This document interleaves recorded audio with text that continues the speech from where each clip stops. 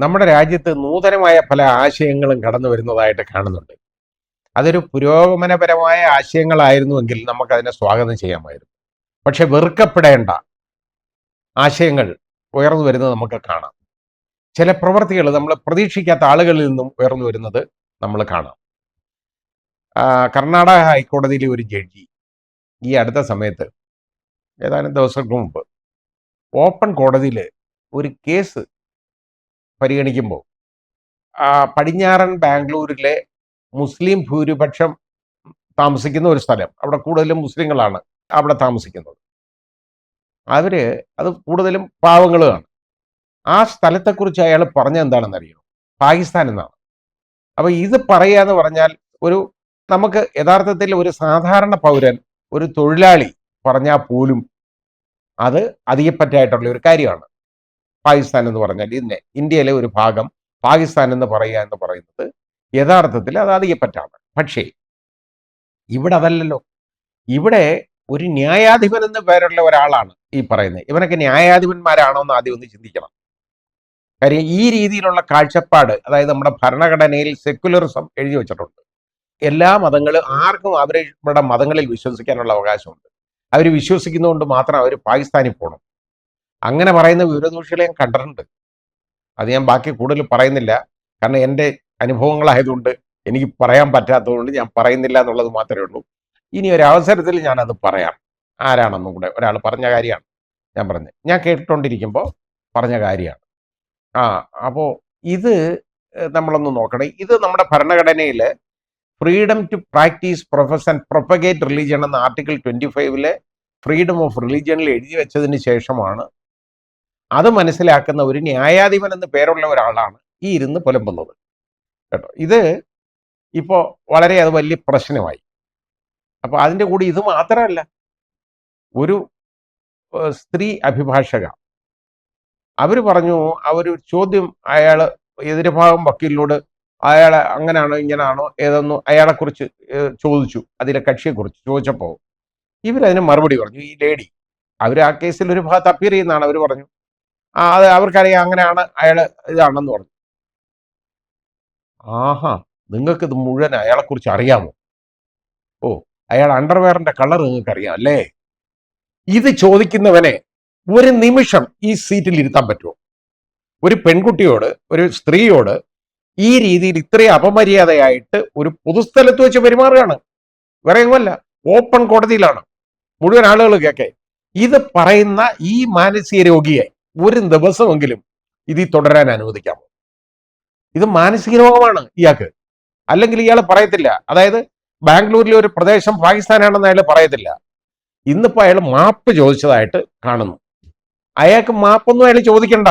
കാരണം ഈ മാനസിക സ്ഥിതിയുള്ള ഒരുത്തനെ, ഈ മാനസിക രോഗിയെ ഒരു ജഡ്ജിയായിട്ട് ഒരു കാരണവശാലും തുടരാൻ അനുവദിക്കാൻ പാടില്ല.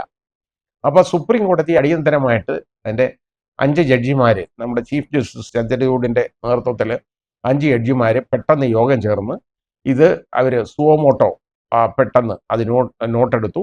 എടുത്തിട്ട് കർണാടക ഹൈക്കോടതിയുടെ രജിസ്ട്രാർ ജനറലിനോട് അവർ ഇതിന് റിമാർക്സ് ചോദിച്ചേക്കാണ്. ഇയാൾ കടന്ന് വാങ്ങിച്ചയക്കാനായിട്ട് പറഞ്ഞിട്ടുണ്ട്. അത് മനസ്സിലാക്കിയപ്പോൾ വെള്ളത്തിലായോ എന്നൊരു സംശയം വന്നു. ഇനി പക്ഷെ എനിക്ക് പറയാനുള്ള അതിലും ഗൗരവകരമായ ഒരു കാര്യമാണ്, നമ്മുടെ ബഹുമാനീയനായ ചീഫ് ജസ്റ്റിസ് ചന്ദ്രചൂഡിന് ഇത് ചോദിക്കാനുള്ള ധാർമ്മികമായ അവകാശം എന്നുകൂടെ ചിന്തിക്കണം. ഇപ്പോ നമുക്ക് ആനയ്ക്ക് ഭ്രാന്ത് പിടിച്ചാൽ ചങ്ങലയിലിടാം, പക്ഷെ ചങ്ങലയ്ക്ക് ഭ്രാന്ത് പിടിച്ചാലോ എന്ന് ചോദിക്കുന്ന ചോദ്യമാണ് എനിക്ക് ഓർമ്മ വരുന്നത്. ഇവിടെ ഈ അടുത്ത സമയത്ത് നടന്ന ഒരു പൂജ നമ്മൾ കണ്ട്, ഗണപതി പൂജയാണ്. ചീഫ് ജസ്റ്റിസ് ചന്ദ്രചൂഡിന്റെ അദ്ദേഹത്തിന്റെ വസതിയിലാണ്, അദ്ദേഹത്തിന്റെ ഔദ്യോഗിക വസതിയിൽ വെച്ച് പൂജ നടക്കുകയാണ്. ഈ പൂജ നടത്തുമ്പോൾ അവിടെ വരുന്ന പൂജയ്ക്ക് ക്ഷണിച്ചു വരുത്തിയേക്കുന്ന ആരെയാണെന്നറിയോ? നമ്മുടെ ബഹുമാന്യനായ ഇന്ത്യൻ പ്രധാനമന്ത്രിയാണ്. അദ്ദേഹമാണ് ഏറ്റവും വലിയ പൂജാരി. അതുകൊണ്ടായിരിക്കാം, എനിക്കറിയത്തില്ല. അദ്ദേഹം തന്ത്രിയായിട്ട് വർക്ക് ചെയ്ത് നമ്മൾ കണ്ടതാണ് രാമക്ഷേത്രത്തിന്റെ ഉദ്ഘാടനത്തിന് മുഴുവൻ. അത് പ്രധാനമന്ത്രിക്ക് പോലും അത് ചെയ്യാൻ പാടുള്ള ഒരു കാര്യമല്ല ചെയ്തത്. കാരണം ഈ നാട്ടില് എല്ലാവരുടെയും പ്രധാനമന്ത്രിയാണ് അദ്ദേഹം. അങ്ങനെയുള്ള ഒരാള് ഒരു പ്രത്യേക മതവിഭാഗത്തിന്റെ ആചാരങ്ങള് ജനങ്ങൾ, നാട് മുഴുവൻ, ലോകം മുഴുവൻ കാണാൻ ചെയ്യാൻ പാടില്ലാത്ത ഒരു കാര്യമായിരുന്നു എന്ന് എനിക്ക് ഇന്നും അഭിപ്രായമുണ്ട്, ഇപ്പോഴും ഉണ്ട്, ഇനി നാളെ ഉണ്ടാവും. ഇന്ത്യൻ ഭരണഘടന ഉള്ളിടത്തോളം കാലം. അത് കഴിഞ്ഞുള്ള കാര്യം എനിക്ക് പറയാൻ അറിഞ്ഞൂടാ. അതുവരെ എനിക്ക് ഇത് പറഞ്ഞേ പറ്റൂ. അത് തന്നെയാണ് എനിക്ക് ഇവിടെയും പറയാനുള്ളത്. നമ്മുടെ ഈ 3 സ്തംഭങ്ങൾ നമ്മുടെ ജനാധിപത്യത്തെ താങ്ങി നിർത്തുന്ന, അതൊക്കെ എല്ലാം വീക്കാണൊന്നുമില്ല. എക്സിക്യൂട്ടീവ്, ലെജിസ്ലേച്ചർ ആൻഡ് ജുഡീഷ്യറി എന്ന് പറയുന്ന ഈ 3 വിഭാഗങ്ങൾ, അത് 3 വാട്ടർ ടൈറ്റ് കമ്പാർട്ട്മെന്റ് ആണ്. അതായിട്ടാണ് നമ്മുടെ ഭരണഘടന വിഭാജനം ചെയ്തിരിക്കുന്നത്. അങ്ങനെയാണ്, പരസ്പരം കലരാത്ത 3 വാട്ടർ ടൈറ്റ് കമ്പാർട്ട്മെന്റ്സ് ആണ്. അപ്പൊ ഈ കമ്പാർട്ട്മെന്റുകൾ തമ്മിൽ അനിയന്ത്രിതമായ ഇടപെടലുണ്ടെങ്കിൽ നമ്മുടെ ഭരണവ്യവസ്ഥ മുഴുവൻ തകരും, നീതിന്യായ സംവിധാനം മുഴുവൻ തകരും. അതിന് സംശയമില്ലാത്ത കാര്യമാണ്. കാരണം നമ്മുടെ നീതിന്യായ വ്യവസ്ഥ ഇതുപോലെ മുമ്പോട്ട് പോകുന്നത് ജനങ്ങൾക്ക് അതിലുള്ള വിശ്വാസം കൊണ്ടാണ്, അല്ലാതെ അതിന്റെ നന്മ കൊണ്ടൊന്നുമല്ല. ജനങ്ങൾക്ക് അതിലുള്ള വിശ്വാസം കൊണ്ടാണ്. അപ്പൊ ഈ വിശ്വാസം നഷ്ടപ്പെടാതെ സൂക്ഷിക്കേണ്ട ബാധ്യതയുണ്ടല്ലോ, എല്ലാ ന്യായാധിപന്മാർക്കും ഉള്ളത് തന്നെയാണ്, ജുഡീഷ്യറിക്കുള്ളതാണ് ഇത്. അത് മാത്രമല്ല, ബാക്കിയുള്ള 2 സ്ഥാപനങ്ങളും, അതായത് എക്സിക്യൂട്ടീവും ലെജിസ്ലേച്ചറും അതുപോലെ തന്നെ ഇതിനകത്ത് കൈകടത്താതെ ഇരിക്കാനായിട്ട് ശ്രമിക്കണം. അപ്പൊ ഇവിടെ സംഭവിച്ചെന്ന് ചോദിച്ചാൽ, പൂജ നടത്തിക്കൂടെ? പൂജ നടത്താം. പ്രധാനമന്ത്രിക്ക് പ്രധാനമന്ത്രിയുടെ വസതിയിലോ വീട്ടിലോ പൂജ നടത്താം, കുഴപ്പമില്ല. പക്ഷേ ചീഫ് ജസ്റ്റിസിന് അദ്ദേഹത്തിന് പൂജ നടത്തിക്കൂടെ? എനിക്കതിനെതിരില്ല. ചില മുൻ ന്യായാധിപന്മാർ ഒക്കെ ഇതിനെക്കുറിച്ച് അഭിപ്രായം പറഞ്ഞിട്ടുള്ളത്, ജസ്റ്റിസ് ചന്ദ്രചൂഡ്, അതായത് നമ്മുടെ ചീഫ് ജസ്റ്റിസ്, അദ്ദേഹം ചീഫ് ജസ്റ്റിസായിട്ട് ഇരുന്നുകൊണ്ട് ഇതുപോലെ ഈ പബ്ലിക്കായിട്ട് പരസ്യമായിട്ട് ഇങ്ങനെ ഒരു പൂജ നടത്താൻ പാടില്ല എന്ന് പറഞ്ഞു. പക്ഷെ അതിലെനിക്ക് വിയോജിപ്പുണ്ട്. കാരണം അത് അദ്ദേഹത്തിന്റെ സ്വകാര്യതയാണ്, അദ്ദേഹത്തിന്റെ വേ ഓഫ് ലൈഫാണ്, അദ്ദേഹത്തിന്റെ മതം. ഈ ഇന്ത്യൻ ഭരണഘടന ആർട്ടിക്കിൾ 25 ഉള്ളിടത്തോളം കാലം, ആർട്ടിക്കിൾ 21 റൈറ്റ് ടു ലൈഫ് ഉള്ളിടത്തോളം കാലം അദ്ദേഹത്തിന് അദ്ദേഹത്തിന്റെ വിശ്വാസങ്ങളെ പിന്തുടരാനുള്ള അവകാശമുണ്ട്. അതിന് കുറ്റം പറയാൻ ഒക്കത്തില്ല. അതിന് ആ സ്വകാര്യതയെ നമ്മൾ മാനിച്ചേ പറ്റുള്ളൂ. അദ്ദേഹത്തിന് പൂജ നടത്താം, അദ്ദേഹത്തിന്റെ വീട്ടിൽ ഒരു കുഴപ്പമില്ല, നടത്താം. അദ്ദേഹത്തിന്റെ ക്ഷേത്രത്തിൽ പോകാം.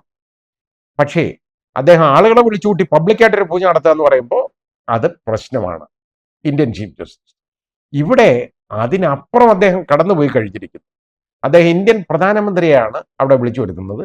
ഇന്ത്യൻ പ്രധാനമന്ത്രി ഒരു താലം എടുത്ത് ഇങ്ങനെ അതായത് അതിന് എന്താ പറയുന്നതെന്ന് പേരെനിക്കറിയില്ല, അതിന്റെ ടെക്നിക്കൽ ടേം എനിക്കറിഞ്ഞുകൂടാ. അദ്ദേഹം ഇത് ഇങ്ങനെ ഇങ്ങനെ ആ വിഗ്രഹത്തിന് മുമ്പിൽ ഇങ്ങനെ കാണിക്കുന്നു, വീശി കാണിക്കുന്നു. അപ്പോൾ വിനീത വിധേയനായിട്ട് നമ്മുടെ ഇന്ത്യൻ ചീഫ് ജസ്റ്റിസ് തൊഴുകൈയോടുകൂടി ഇങ്ങനെ തൊഴുതോട് നിൽക്കുന്നു. ഇതാണ് നമ്മൾ കാണുന്ന ചിത്രം. മാധ്യമങ്ങളിലെല്ലാം ഞാൻ കണ്ടതാണ്, ലൈവ് കണ്ടതാണ്. അപ്പൊ ഇത് ഇങ്ങനെ വരുമ്പോൾ നമ്മൾ ചിന്തിക്കേണ്ട ഒരു കാര്യം, ഇന്ത്യൻ പ്രധാനമന്ത്രിയും ചീഫ് ജസ്റ്റിസും കൂടെ ഇതുപോലൊരു കാര്യം ചെയ്യുക, അതാണ് പ്രശ്നം. ഗണപതി പൂജ നടത്തിക്കോട്ടെ, അദ്ദേഹം രണ്ടുപേരും വേറെ വേറെ അവരവരുടെ വീട്ടിൽ ഇരുന്ന് നടത്തിക്കോട്ടെ, ഒരു പ്രശ്നവുമില്ല. പക്ഷേ ഇത് പൊതുജനങ്ങളെ കാണിക്കത്തക്കവണ്ണം, എല്ലാവരും അറിയത്തക്കവണ്ണം അദ്ദേഹത്തിന്റെ വസതിയിൽ ഇതുപോലെ ചീഫ് ജസ്റ്റിസിന്റെ വസതിയിൽ പ്രധാനമന്ത്രി വന്ന് ഇങ്ങനെ ഒരു കാര്യം ചെയ്യുക എന്ന് പറയുമ്പോൾ അത് ആളുകളുടെ പുരികം ചുളിപ്പിക്കും എന്നുള്ളതിന് ഒരു സംശയവും വേണ്ട. കാരണം നമ്മൾ നിൽക്കുന്നത് എവിടാണ് എന്ന് നമുക്ക് തന്നെ തോന്നിപ്പോവും. ഇതാണ് ഏറ്റവും വലിയ കുഴപ്പം. അതുകൊണ്ടാണ് ഞാൻ പറഞ്ഞത്, അങ്ങനെ ചെയ്ത, അതായത് ഈ 2 കമ്പാർട്ട്മെന്റുകൾ ഒന്നാവുന്ന രീതിയിലുള്ള ഒരു പ്രവൃത്തി ഒന്ന്, രണ്ടുപേരും ഇന്നതുപോലാണ് ഒരു പ്രത്യേക മതവിഭാഗത്തിന്റെ ആളുകളാണ് എന്ന് വരുത്തക്കവണ്ണമുള്ള കാര്യങ്ങൾ കാണിക്കുന്നു. ഇതാണ്. ഇനി ഇതിനെ ഒരുപാട് പേര് വിമർശിച്ചല്ലോ. രാഹുൽ ഗാന്ധി തുടങ്ങി ഒരുപാട് പേര് ഇതിനെ വിമർശിച്ചു. അപ്പൊ അതിനെക്കുറിച്ച് പ്രധാനമന്ത്രി, നമ്മുടെ ബഹുമാന്യനായ പ്രധാനമന്ത്രി ഘോര ഒരു പ്രസംഗം നടത്തി, ഒരു പബ്ലിക് സ്പീച്ച്. എന്താ പറഞ്ഞതെന്നറിയോ? ഗണപതി പൂജ ഇവിടെ നടത്തുന്നതിന് ചിലർക്ക് എതിർപ്പാണ്. അതായത് എവിടെ വെച്ചാൽ നടത്തിയെന്നുള്ളതല്ല, ഗണപതി പൂജ നടത്തുന്നതിന് എതിർപ്പാണ്. ആ എതിർപ്പുള്ളവര് അധികാര കസേരയിലേക്ക് നോക്കിക്കൊണ്ട് ചെയ്യുന്നതാണ്. അധികാരം, കേട്ടോ, അധികാരം ആഗ്രഹിക്കുന്ന ആളുകളാണ് ആ ചെയ്യുന്നത്. ഒരധികാരം ആഗ്രഹിക്കാത്ത ഒരാളെ ഞാൻ കണ്ട നമ്മുടെ ബഹുമാന്യനായ ഇന്ത്യൻ പ്രധാനമന്ത്രി മാത്രമേ ഉള്ളൂ. അതാണ് അദ്ദേഹം പറഞ്ഞത്. അധികാരം ആഗ്രഹിക്കുന്ന ആളുകൾ, ഇപ്പൊ രാഹുൽ ഗാന്ധിയൊക്കെ പോയിന്റ് ചെയ്തുകൊണ്ടാണ് ഈ പറയുന്നത്, അങ്ങനെയുള്ള ആളുകളാണ് ഈ ഗണപതി പൂജയെ എതിർക്കുന്നതെന്ന്. ഗണപതി പൂജ ഇവിടെ ആരും എതിർത്തില്ല ബഹുമാന്യനായ പ്രധാനമന്ത്രി. അതൊന്നും തിരിച്ചറിഞ്ഞോളൂ. അങ്ങക്ക് എത്ര വേണമെങ്കിലും ഗണപതി പൂജ നടത്താം. പക്ഷെ ഇന്ത്യൻ ചീഫ് ജസ്റ്റിന്റെ വീട്ടിൽ പോയി ഇരുന്ന് നടത്താൻ പാടില്ല എന്ന് മാത്രമേ പറഞ്ഞിട്ടുള്ളൂ, അല്ലാതെ വേറെ ഒന്നും പറഞ്ഞില്ല. നിങ്ങൾ എവിടെ വെച്ച് വേണമെങ്കിലും നടത്തിക്കോളൂ. പക്ഷെ ഇത് ചെയ്യാൻ പാടില്ലാത്ത ഒരു കാര്യമാണ് ചെയ്തത്. അപ്പൊ അതിന് കൊടുത്ത എന്താണെന്നറിയോ? ഗണപതി പൂജയെ എതിർത്തുന്നതാണ്. ഇവിടെ ഗണപതി പൂജയെ അല്ല ആരും എതിർക്കുന്നത്.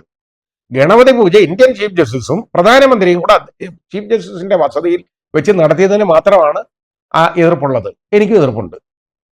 അത് ശരിയായ നടപടിയല്ല എന്ന് ഞാൻ പറയുകയാണ്.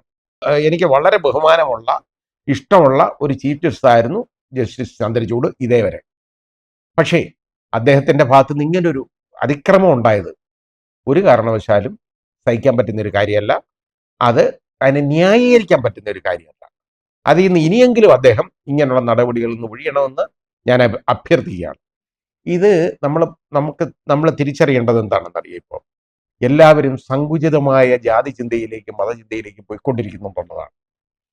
ഇതൊക്കെ ആകാം ഒരാൾക്ക് സ്വന്തം, അത് സങ്കുചിതമായിക്കൂടാ. കാരണം നമ്മൾ ഇവിടെ നമ്മുടെ ഭരണഘടനയിൽ എഴുതി വെച്ചിട്ടുണ്ട് നമ്മുടെ ഭാരതത്തിന്റെ പ്രത്യേകത, ഇന്ത്യയുടെ പ്രത്യേകത. ഇത്രത്തോളം മതങ്ങളുള്ള, റിലീജിയസ് ഡൈവേഴ്സിറ്റി, അതേപോലെ ഭാഷകളുള്ള, ലിംഗ്വിസ്റ്റിക് ഡൈവേഴ്സിറ്റി ഉള്ള ഒരു രാജ്യവും വേറെ ലോകത്തില്ല. ഈ 900-ൽ പരം ഭാഷകൾ സംസാരിക്കുന്ന വിവിധ മതങ്ങളിലുള്ള ആളുകൾ ഒരുമിച്ച് താമസിക്കുന്ന നാടാണ് നമ്മുടേത്. അവിടെ എങ്ങനെ പോകണമെന്ന് ഇന്ത്യൻ ഭരണഘടനയുടെ ആർട്ടിക്കിൾ 51 ക്യാപിറ്റൽ എയിൽ പറയുന്നുണ്ട്. കോമൺ ബ്രദർഹുഡ്, പൊതുവായ സാഹോദര്യം, അതാണ് നമുക്ക് വേണ്ടത്. അല്ലാതെ നിങ്ങളുടെ ഈ പൂജകളല്ല, പരസ്യ പൂജകളല്ല വേണ്ടത്. പരസ്പര ബന്ധമാണ്, സഹോദര ബന്ധമാണ്, സാഹോദര്യമാണ്, പൊതുവായ സാഹോദര്യമാണ് നമ്മുടെ നാട്ടിന് വേണ്ടി. എങ്കിലേ എല്ലാവർക്കും മുമ്പോട്ട് ഒരുപോലെ പോകാൻ പറ്റൂ.